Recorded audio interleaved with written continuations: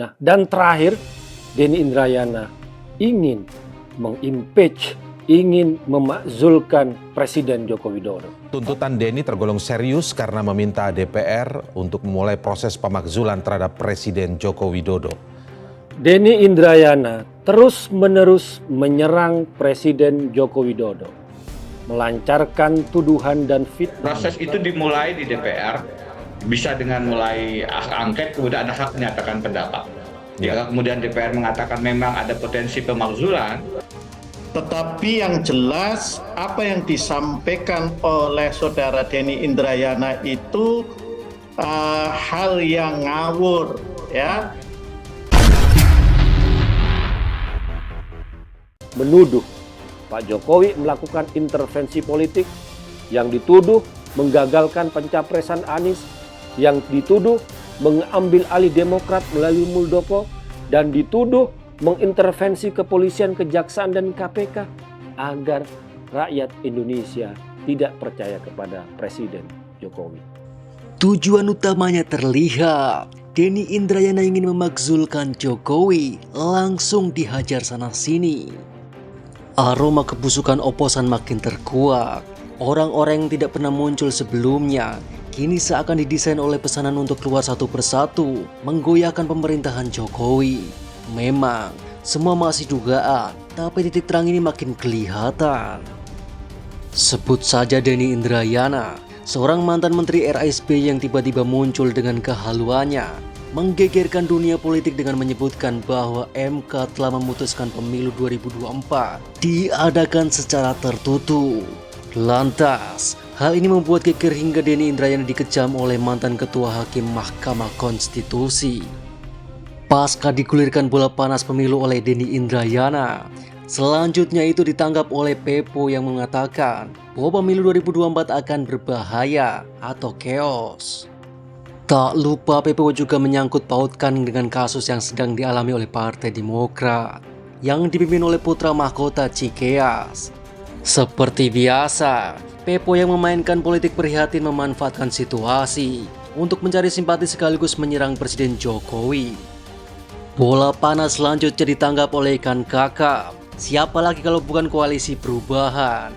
Bermodal isu yang dilempar Denny Indrayana dan digodok oleh Pepo, Koalisi Perubahan mulai ikut memanaskan situasi yang menyebar isu Anies dijegal Jokowi.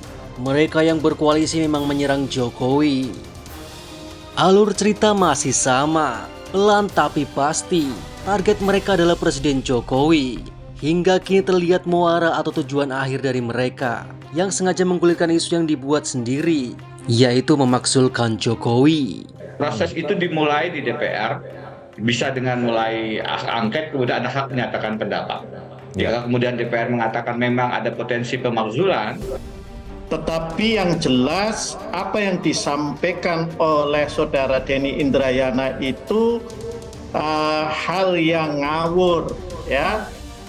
Menuduh Pak Jokowi melakukan intervensi politik, yang dituduh menggagalkan pencapresan Anies, yang dituduh mengambil alih Demokrat melalui Muldoko, dan dituduh mengintervensi kepolisian, kejaksaan, dan KPK agar rakyat Indonesia tidak percaya kepada Presiden Jokowi. Denny Indrayana menyampaikan surat terbuka kepada pimpinan DPR RI untuk mulai proses impeachment pemakzulan Presiden Joko Widodo. Dalam surat tersebut, ex-Wamenkumham era Presiden Susilo Bambang Yudhoyono menyampaikan 3 dugaan pelanggaran konstitusi yang dilakukan Jokowi. Sebagai bukti awal, saya tuliskan kesaksian seorang tokoh bangsa yang pernah menjadi wakil presiden bahwa Presiden Jokowi sedari awal memang mendesain hanya ada 2 capres dalam Pilpres 2024 tanpa Anies Baswedan. Sebagai bukti awal, kesaksian tersebut tentu harus divalidasi kebenarannya. Tulis Denny dalam cuitan di akun Twitter pribadinya, Rabu 7 Juni. Di blacklist dari berperkara di MK, tidak boleh lagi. Di situ dari awal saya katakan, saya menggunakan istilah mendapatkan informasi. Saya langsung hubungi orang di MK, saya tanya, belum Prof, Itu belum sidangnya belum selesai. Maksudnya gimana, Prof? Ilusi karena belum ada rapat, belum ada pengambilan keputusan. Saya memakai istilah MK akan memutuskan. Memang belum ada keputusan. Denny mengungkapkan bahwa tokoh bangsa yang merupakan ex-wapres itu mendapatkan informasi Anies akan dijegal dengan kasus korupsi sehingga gagal maju di Pilpres 2024. Oleh karenanya, ahli hukum tata negara ini menyarankan DPR melakukan investigasi melalui hak angketnya yang dijamin Undang-Undang 1945.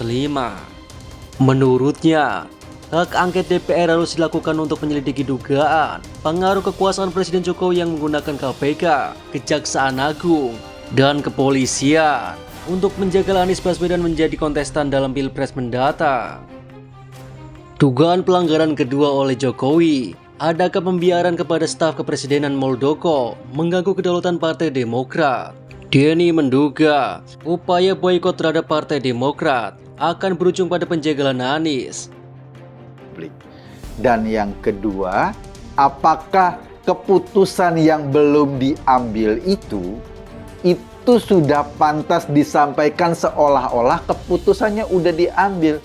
Karena informasi yang diterima dari Denny Indrayana katanya dari orang dalam, bukan hakim MK, dan dia sangat percaya. Jadi jangan apa yang menjadi pengalaman dari Pak Denny dalam pemerintahan sebelumnya, sepertinya kemudian terjadi di dalam pemerintahan saat ini. Bagaimana mungkin putusan yang belum dibacakan secara resmi oleh hakim MK, Denny Indrayana sudah tahu? Lebih baik mari kita menunggu keputusan dari Mahkamah Konstitusi. Tidak mungkin Presiden Jokowi tidak tahu Muldoko sedang cawe-cawe mengganggu Partai Demokrat, terakhir melalui peninjauan kembali di Mahkamah Agung. Anggaplah Presiden Jokowi tidak setuju dengan langkah dugaan pembegalan partai yang dilakukan oleh KSP Muldoko tersebut. Presiden terbukti membiarkan pelanggaran undang-undang partai politik yang menjamin kedaulatan persiapan parpol, tulis Denny dalam suratnya. Dugaan pelanggaran ketiga adalah Presiden Jokowi menggunakan kekuasaan dan sistem hukum untuk menekan pimpinan partai dalam menentukan arah koalisi dan pasangan Capres-Cawapres menuju Pilpres 2024. Denny menilai indikasi pelanggaran itu sudah tampak dari perpanjangan masa jabatan pimpinan KPK oleh putusan Mahkamah Konstitusi. Halah, kejahatan politik yang terstruktur, sistematis, dan masif ini gampang sekali dibaca oleh masyarakat. Masyarakat yang sudah cerdas akan paham bahwa ini semua adalah rancangan dari satu orang yang meruntuhkan pemerintahan Jokowi.